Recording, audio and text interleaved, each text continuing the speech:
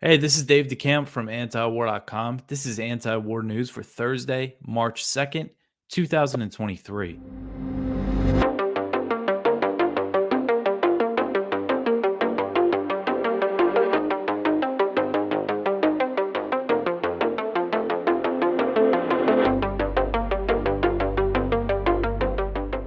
All right, the first story at the top of antiwar.com.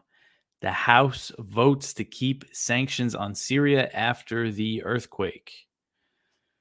So the House this week voted overwhelmingly in favor of a resolution to maintain sanctions on Syria following a devastating earthquake that has killed at least 5,900 people in the country. And I got this from the Cradle. They reported this on Wednesday. I might have missed it if they didn't report it. This really went under the radar. So this resolution was introduced by Representative Joe Wilson, who is a Republican from South Carolina. It received 51 co-sponsors and it passed in a vote of 414 to 2. Only Representatives Thomas Massey, Republican from Kentucky, and Marjorie Taylor Greene, Republican from Georgia, voted against the measure. That's it. Everybody else, voted for it. 414 members of the House. And the resolution calls for the Biden administration to remain committed to implementing the Syria Civilian Protection Act of 2019, which sounds nice, but that law imposed crippling sanctions on Syria that are designed to prevent the country from rebuilding after years of war. The resolution said that the government of Syrian President Bashar al Assad was falsely claiming that U.S. sanctions impeded the aid response to the earthquake. But it is, it's a fact. It's not a disputable fact. It's not disputable, I should say, that U.S. sanctions are hurting the relief effort. It's very clear sanctions always do that. And this was detailed by the head of the Syrian Arab Red Crescent. He went over exactly what he couldn't get because of sanctions. And also UN experts, came out right after the earthquake and said they got to lift all sanctions. They're impeding the effort. They said Syrians living in other countries couldn't send money home to their families in Syria because of sanctions. That's just one example. And after initially claiming sanctions would not hurt the relief effort, the Biden administration issued a 180-day sanctions exemption for transactions related to earthquake relief. But UN experts responded by welcoming the move, but they said it was not enough and they called for all sanctions to be fully lifted. So the House resolution, it was claiming that they mourned the victims of the earthquake and portrayed enforcing the Caesar Act as a way to protect the Syrian people. But even before the earthquake, it's very clear that U.S. sanctions on Syria were having a devastating impact on the civilian population, as they always do.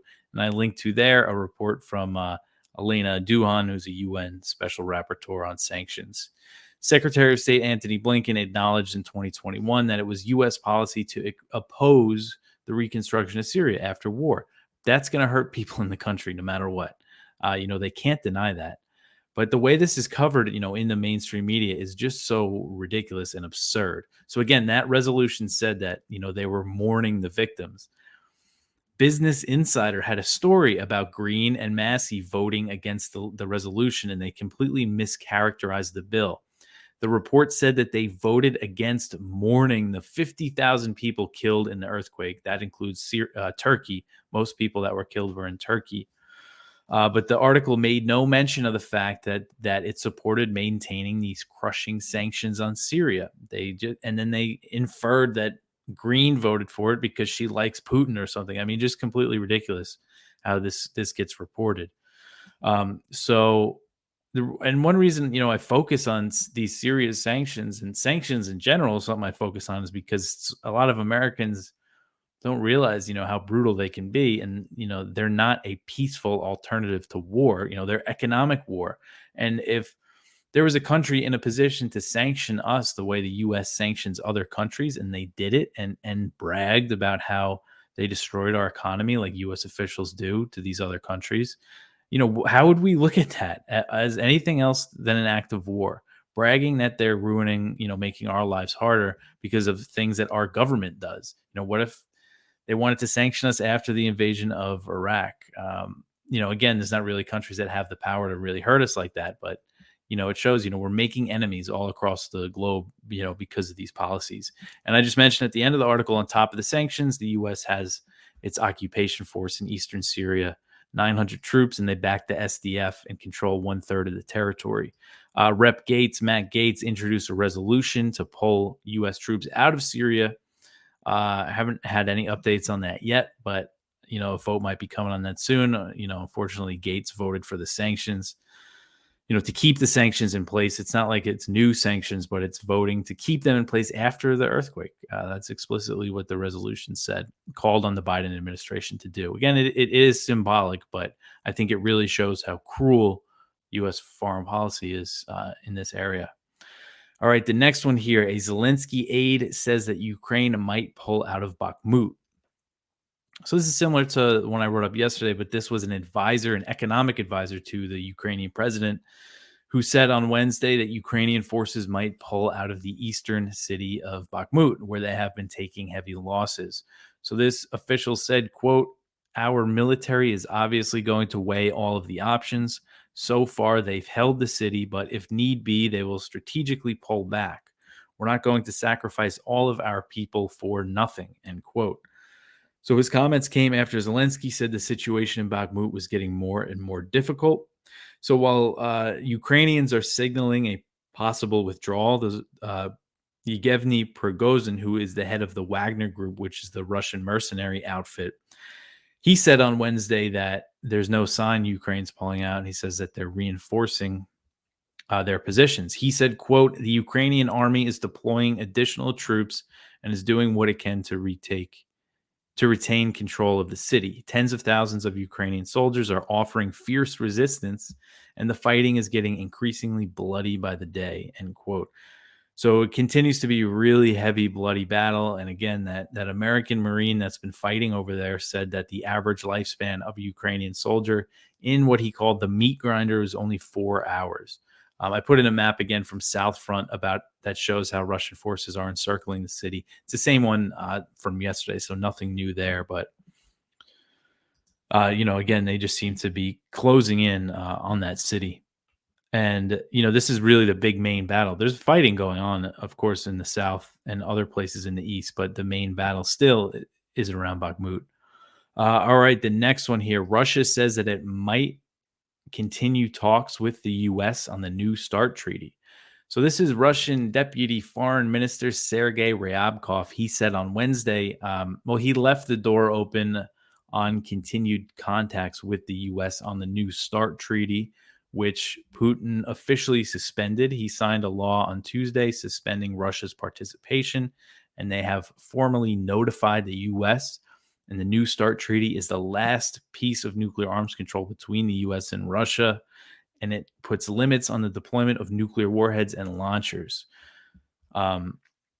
So the State Department said Wednesday that they received a diplomatic note from Russia about the suspension, and Ryabkov said that the U.S. and Russia had been talking about the issue through back channels, and he said those discussions could continue.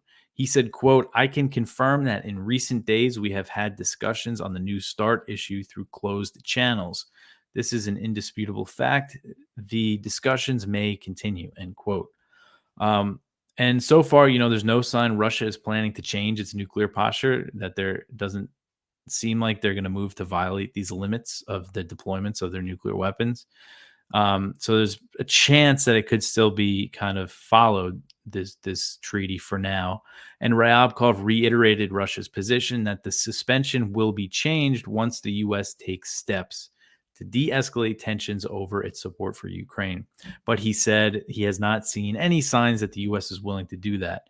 He said, quote, "We see no indication that there has been any change in the United States' position, which is rather destructive and leaves no chance of carrying on work as before," end quote.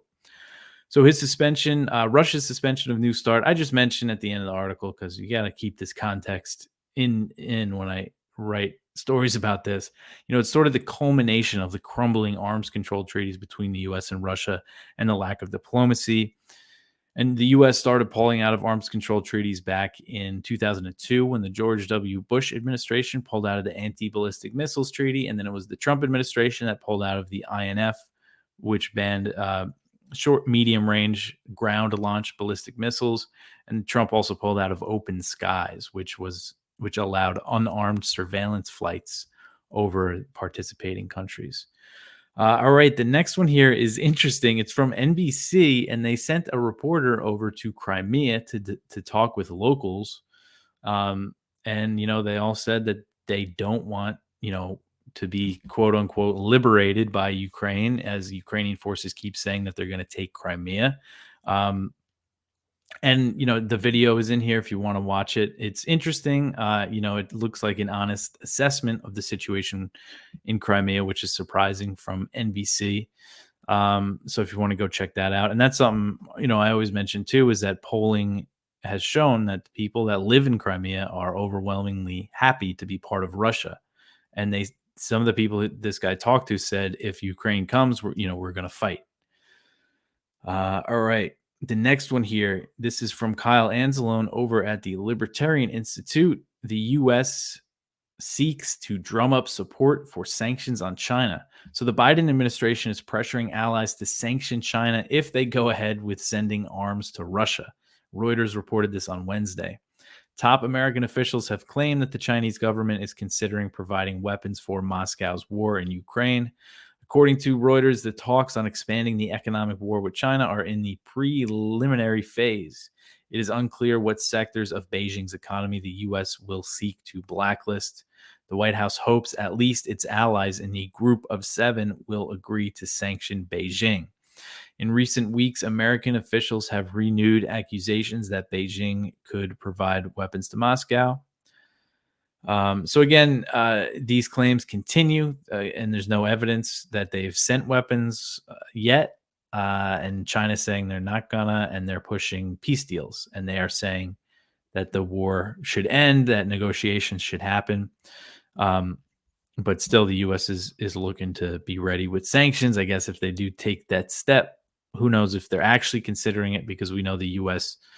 has said similar things before that was based on no evidence. All right, the next article here, this is from the South China Morning Post, and the U.S. House panel on China, this new committee, has advanced. I'm just going to go to the original article because I have the archive here. So this new U.S. House panel on China that was formed after Republicans took over, they advanced a slew of sanction bills related to China and Taiwan. And this is actually from Bloomberg. It's just on the South China Morning Post.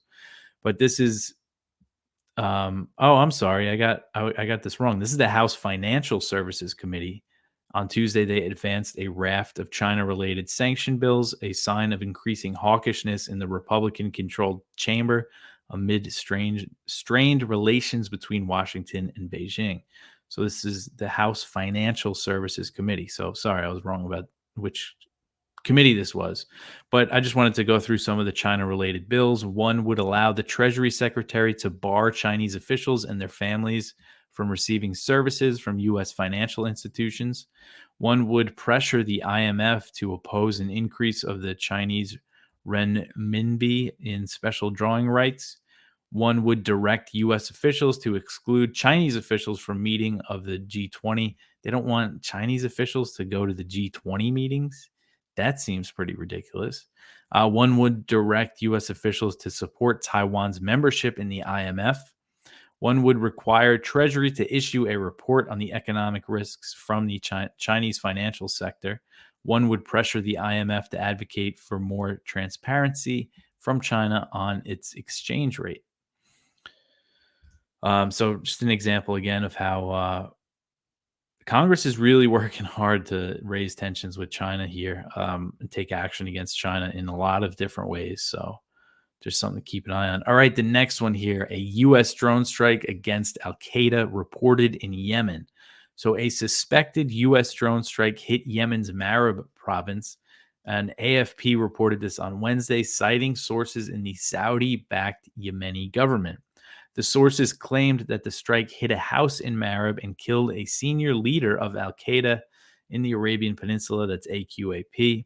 His name is Hamad bin Hamoud al Tamimi, and they killed him and his Yemeni bodyguard, according to these sources. They said he was a Saudi national, and he worked as a judge in AQAP. He headed some leadership council within Al Qaeda. So the eastern portion of Marib, it's a province in Yemen. Some of it is controlled by the Saudi-backed government, and some of it is controlled by the Houthis. If you are watching the video, you'll see this area in green. Most of the eastern portion of the province controlled by the Saudi-backed government, and then the west controlled by the Houthis. And I'm guessing this strike was in government-controlled territory because that is where the sources, they used government sources. And it's also, the Houthis do not like Al Qaeda, so I would be surprised if an Al Qaeda guy is in Houthi territory. So, sorry, where was I here? So the first known U.S. drone strike of the year in Yemen was reported in the same area in Marib on January 30th, and that took place in government-controlled territory. AFP's sources claim that strike killed 3 alleged Al Qaeda members. So the U.S. has targeted AQAP in Yemen for decades. I believe the first drone strike against them was way back in 2002. And with U.S. airstrikes in the country peaking in 2017, so Trump's first year in office saw the most U.S. airstrikes in Yemen ever. The U.S. military reported 131 airstrikes in Yemen in 2017. They claim they targeted Al Qaeda and ISIS, but there are many civilian casualties reported, of course. So they declined since 2017. In 2022, so last year, the U.S. military did not claim any strikes in Yemen, but the monitoring group Air Wars did report 2 alleged U.S. strikes in the country that were reported by people on the ground. Assuming they were U.S. airstrikes, they targeted AQAP, but they also resulted in civilian casualties. So while the U.S. is targeting Al Qaeda in Yemen, the U.S. has also been backing the Saudi-led coalition against the Houthis since 2015. This coalition has a history of recruiting Al Qaeda fighters, and weapons sold to the Saudis and to the UAE have ended up in AQAP's hands. And this is based on a report. There's a lot of reporting about this, but one from the Associated Press in 2018 found that the Saudi UAE coalition hired Al Qaeda members to help fight against the Houthis. The AP report said that coalition-backed militias actively recruited Al Qaeda militants or those who were recently members because they're considered good fighters. So, and we're talking about Marib province here, and there was really heavy fighting. I think it was in 2021 between the Houthis and the Saudi-backed government here. And I saw, reporting in Houthi media, which I didn't really see confirmed anywhere else, but said that they were fighting a lot of Al Qaeda guys in these battles. And that I wouldn't be surprised if that was true. Just because of the nature of this war. That's the way it's been. We're backing Al Qaeda against the Houthis. And right before, the Obama administration backed the coalition against the Houthis in March 2015, the U.S. was actually cooperating with the Houthis against Al Qaeda. This is just shows, really encapsulates U.S. foreign policy. In January 2015, just 2 months before, less than 2 months, if you look at the dates, this report came out less than 2 months before the U.S. backed the coalition. The Wall Street Journal reported that the U.S. had forged ties with the Houthis as part of a strategy to maintain its fight against a key branch of Al Qaeda. And the renewed airstrikes against AQAP, 2 within a couple months is a lot for Yemen because, again, the U.S. hasn't been bombing Yemen that often in recent years themselves. But so these renewed airstrikes against AQAP come as the Saudis and the Houthis appear to be close to a peace deal. They just let a cargo ship, a container carrying general cargo goods into Hodeida, which is the Red Sea port, for the first time since 2016. And it was said to be an effort to facilitate Saudi-Houthi talks. So it looks like this war is really winding down, and the U.S. might start ramping up its war against Al Qaeda. And, we can't We're never going to win, it seems like. All right. The next one here, U.S. increases military support for the Somali government. The U.S. is increasing military assistance to the Mogadishu based government in Somalia. This is according to a report from AP on Wednesday. So, as I've covered a lot, U.S. airstrikes in Somalia have increased since President Biden ordered the redeployment of troops in May 2022. And the Somali government launched an offensive against al Shabaab last year, declaring total war on the group. According to AP, the U.S. said in a statement that 61 tons of weapons and ammunition arrived in Mogadishu on Tuesday as part of the increased U.S. military aid.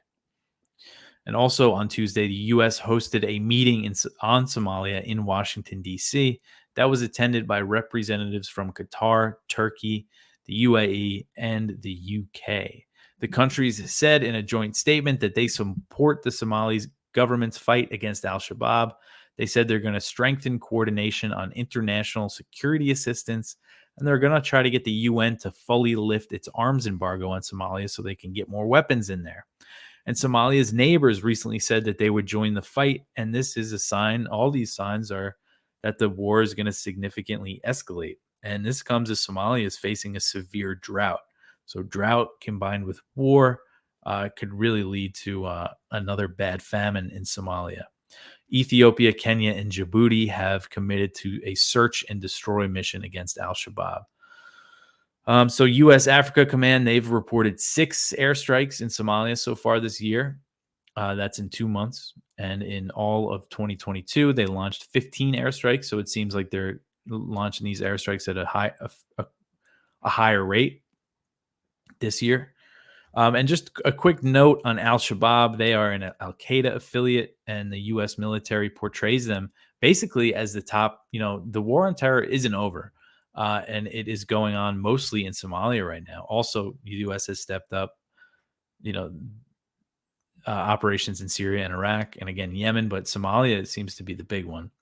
And, but al-Shabaab, is not a global threat, and that's pretty widely accepted. I linked to an article from War on the Rocks here, which, has pretty mainstream analysts, and there's actually a few that I found on there saying, al-Shabaab doesn't have aspirations outside of Somalia.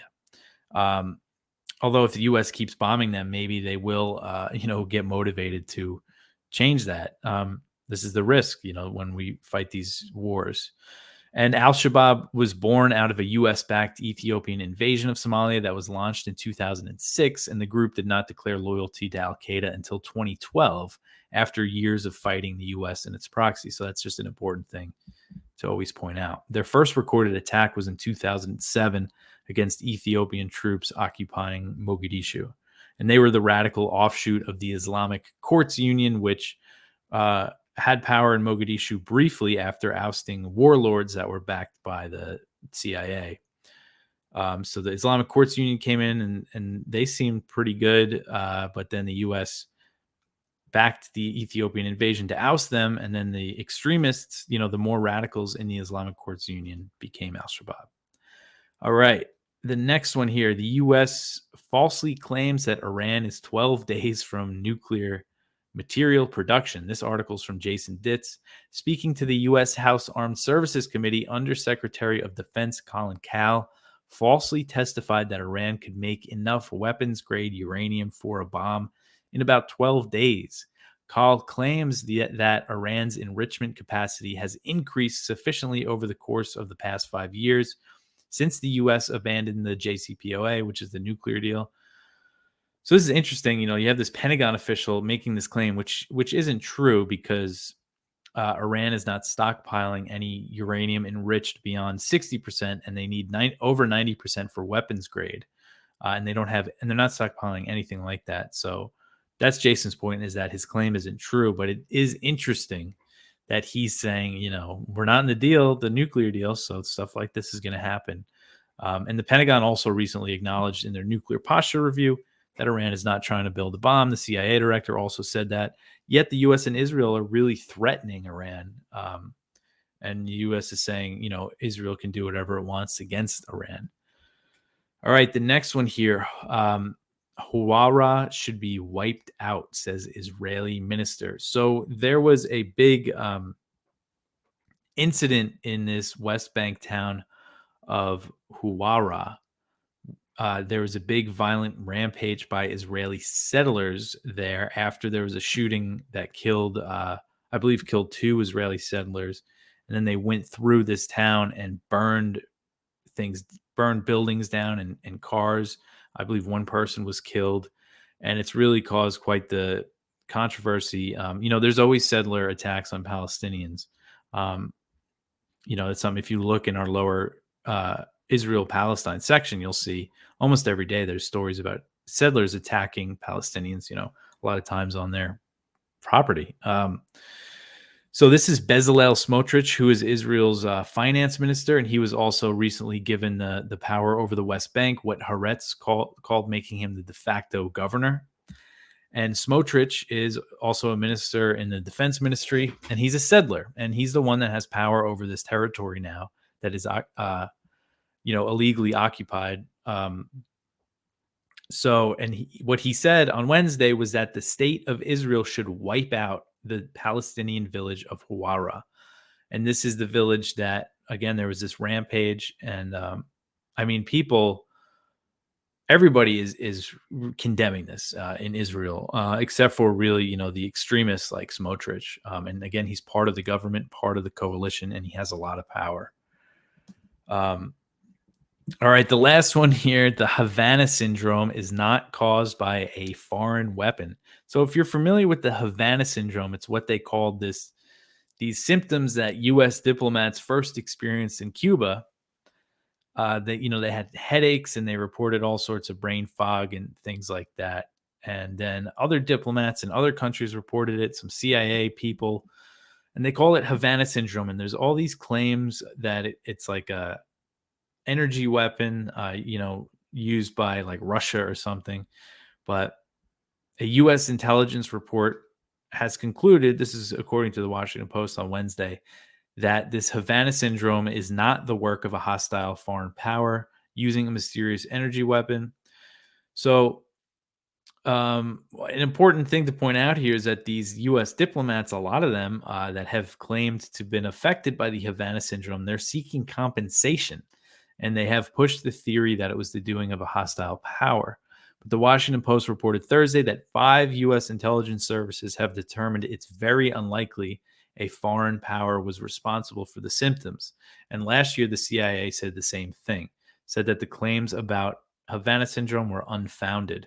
So despite the conclusion of the intelligence agencies, those who have reported the symptoms are still receiving compensation. The Washington Post report said that the Biden administration would continue to ensure personnel receive medical care and that it would process requests under a law that compensates government employees who experienced symptoms and in some cases had to stop working. Some individuals will be eligible for payments in the 6-figure range. Wow. Many of the diplomats that reported the symptoms in Cuba said they heard strange buzzing sounds, and there was a recording of this buzzing, and it turned out to be crickets. A 2018 State Department report that was just leaked, I think, last year, said that it was crickets, that this noise was likely local crickets, and there's also scientists that analyzed the recording and said the same thing, said it was the call of a Caribbean cricket species. So I think, hopefully this whole claim is finally dead, but it's just been so dragged out. But that's it for the news. Go check out our viewpoints. We have one from Patrick Coburn. Sending tanks to Ukraine won't win the war, but they will escalate. So go check that out. One from William J. Astore, military industrial complex and American fascism. One from Yves Engler, understanding the logic of Canada giving $2.26 billion in arms to Ukraine. I'm not logged in. One from Grant Smith, APAC Israeli economic espionage against U.S. hits $366 billion. And then our spotlight is from Peter Van Buren. Ukraine is Afghanistan all over again. And that is at the American Conservative. But that's everything for today. You could always support antiwar.com if you go to antiwar.com/donate. Please share the show around, share the website around, um, all that. Leave comments on YouTube. I appreciate all of them. You could leave ratings if you listen to the audio version. That stuff really helps, and I really appreciate it. But that's it for me for today. I'll be back tomorrow. Thanks for listening.